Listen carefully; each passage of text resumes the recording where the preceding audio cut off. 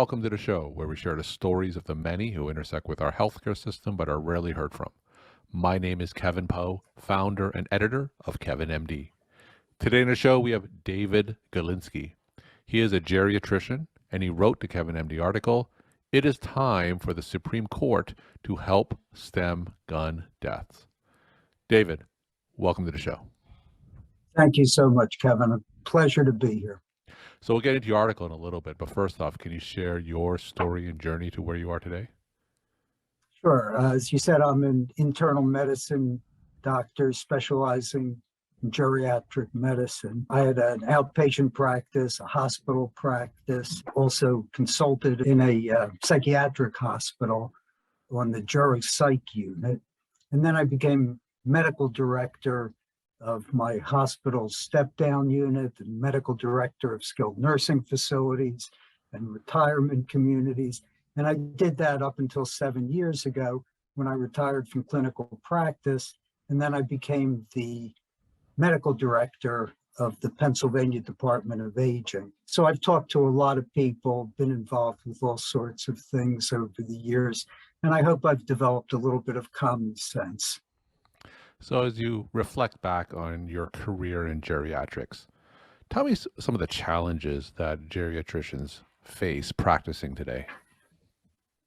Well, one of the problems, and this gets back to what I was saying about having common sense, is that we have to solve problems all the time. I mean, first of all of our patients are sick. They're all elderly, multi-system disease, lots of medications, psychosocial problems, insurance problems, living problems. And we have to do evidence-based medicine. And, you know, a lot of the evidence-based medicine doesn't exactly apply to elderly people. Not only that, but we have to deal with clinical guidelines. Now, I've actually been involved in writing some clinical guidelines, and I made sure that in the first paragraph, we always said, these guidelines are not meant to take away clinical judgment from the practitioner. So, you know, when I would deal with a 98-year-old man who would walk into my office and say, do I still have to be on this statin drug? Well, what's the clinical guideline for that one? Where's the RCT that's going to tell us whether my 98-year-old patient should still be taking a statin when I know that he has a median life expectancy of just over 2 years? What makes sense? So there was a lot of common sense involved with that. So let's talk about the Kevin MD article that you wrote. It's titled, "It is time for the Supreme Court to help stem gun deaths." Now, for those who didn't get a chance to read your article, can you just walk my audience through it and share the story of why you decided to write it? Sure. You know, every morning I would get up and I'd turn on the local news. And I was doing it to get the weather report and the traffic report, but increasingly, they would always start out with the latest deaths from gun violence. And these stories are really touching. I mean, they're heartrending. Some teenage girl was sitting in her house at a birthday party and there's violence on the street and she gets shot in the head. Or someone's going to a football game and there's a fight and someone gets shot. These things are terrible. And now lately we have people shooting policemen. These are terrible, terrible stories. Now, you might say, as a geriatrician, did I ever see any of this gun violence? After all, I'm not one of my friends in the emergency room who's just so saddened with the number of gunshot wounds being brought in to be taken care of. Or just recently, a trauma surgeon whom I know was reflecting on just how helpless she feels having to deal in the operating room with all of these gunshot wounds. So it caused me to want to know a little bit more about this. So I started looking into the statistics of my local town. I'm in Philadelphia. And, you know, the number of gun deaths has gone up during the pandemic. Like there's been a lot of stress out there and gun deaths have gone up. But it's been over 300 a year, and now it's over 500. So how did this come about? So I started thinking about it, reading about it, and it came back to me that there's a lot of this that has to do with the Second Amendment. And the Second Amendment is one sentence long. It's one sentence, and it's got two phrases in it. It says, a well-regulated militia being necessary to the security of a free state, the right of the people to keep and bear arms shall not be infringed. So there's two parts to that. There's the part about a well-regulated militia, and there's the part about not infringing the rights to have guns. So in 2008, the Supreme Court justices got a case from Washington, D.C. They wanted to ban handguns, and they also wanted to put in some safety measures for rifles. So they looked at the Second Amendment, and they focused on that second phrase, the government shall not infringe the right of citizens to bear arms. They weren't looking at well-regulated militias. Now, what citizens of Washington, D.C. belong to a well-regulated militia? None of them. But I'm sorry, I get excited about this. They came down on the side of not infringing the right to bear arms. Now, how did they get to that? Now, pardon me, this gets into legal theory, and I'm a doctor. I'm not a Supreme Court justice. I'm not even a lawyer, but they have an academic doctrine called original intent. And according to original intent, they figure out what the people who wrote that one sentence actually means. Now, they're smart people. They've read the Federalist Papers. They know it way better than I do. But they're taking something that these men wrote 230 years ago, and they're applying it to our current day. Now, bear in mind, 230 years ago, doctors were doing bloodletting, and they were worrying about the miasmas that were coming in on the air to spread disease. These people 230 years ago were talking about flintlock rifles that could get off at most 2 shots a minute. They weren't thinking about the people we're dealing with today. Someone who walks into a church and kills people, someone who goes to Las Vegas, gets a hotel room and then sprays bullets into a crowd, or goes to Colorado and shoots up a theater, or now we have people killing policemen. Things have just gotten out of hand. Now, we physicians know that we want to do evidence-based medicine. And evidence-based medicine, which I was sort of making fun of before, but we take it seriously.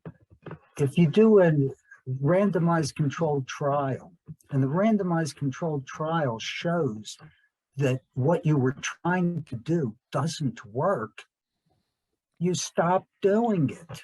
So these Supreme Court justices who are reading the minds of these men 230 years ago have come out with a theory based on original intent that doesn't work. I want those Supreme Court justices to listen to the local news. They all live around Washington, D.C. Don't they see that their decision to allow everyone to have handguns in Washington, D.C. has caused more killings? So I want them to take some personal responsibility. And that's the reason why I wrote that article. I want that message to get out into the population, I think it is so important that doctors speak their mind. And that's why I have to thank you, Kevin, for having the Kevin MD website and the Kevin MD podcast to help medical professionals have their say. So thank you so much. So I can't think of very many topics that are more heavily politicized than guns and gun control. Given the current makeup of the Supreme Court, a 6-3 conservative majority, do you envision any major changes when it comes to gun control in the near future? Well, here's the problem. I don't have a solution. I think we have to change people's opinions because I think the Supreme Court is stuck where they are for a while, unless we could convince any of them that this original intent doctrine just doesn't work in this case. But maybe if we can get legislators to change their opinion and have some common sense laws that would keep guns under control, maybe that will work. You know, with the whole pandemic and vaccination situation, we have all these arguments that we're coming out with based on science. And I think what we've missed is the social science part of it, where we try to change people's opinions about things. And I think the best I can do personally is to get my opinions out there.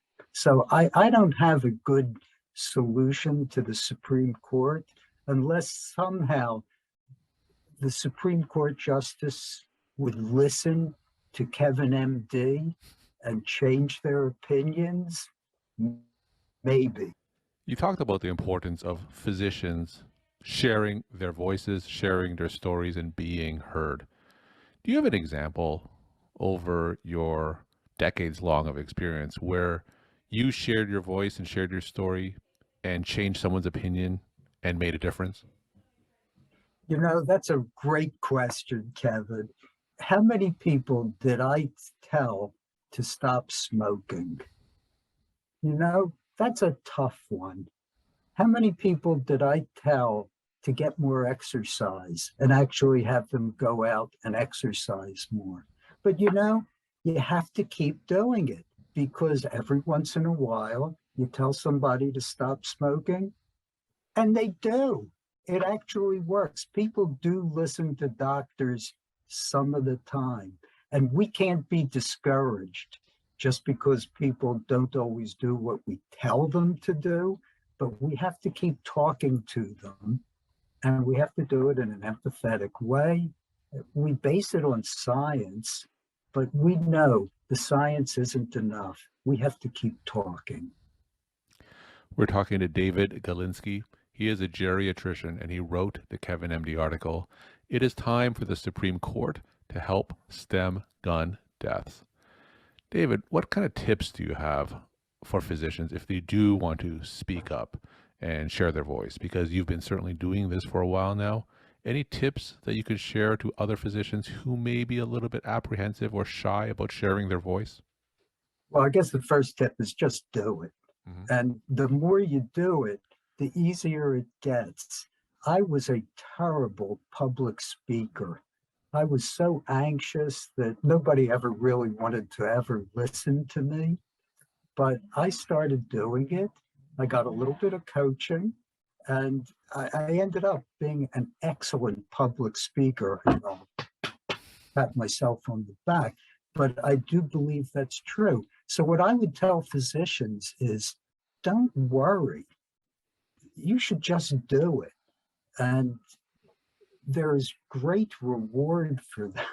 I think one tip, of course, is sit down and write out what you want to say, and then actually practice saying it, and then just do it. Just talk about it. Because if you have something you believe in, do it. And my final question, what are some of your take-home messages that you want to leave with the Kevin MD audience? Well, the first one is I want to talk to the Supreme Court justices. I want to change their minds. And the second take-home message is what we've just been talking about. I want all my medical colleagues to realize that just being in the exam room is not enough, that you really have to speak out in public. So once again, I want to thank you, Kevin, for giving doctors and nurses too, I should have said, this forum for getting their thoughts out. David, thank you so much for sharing your time and insight, and thanks again for being on the show. You're welcome. Thank you.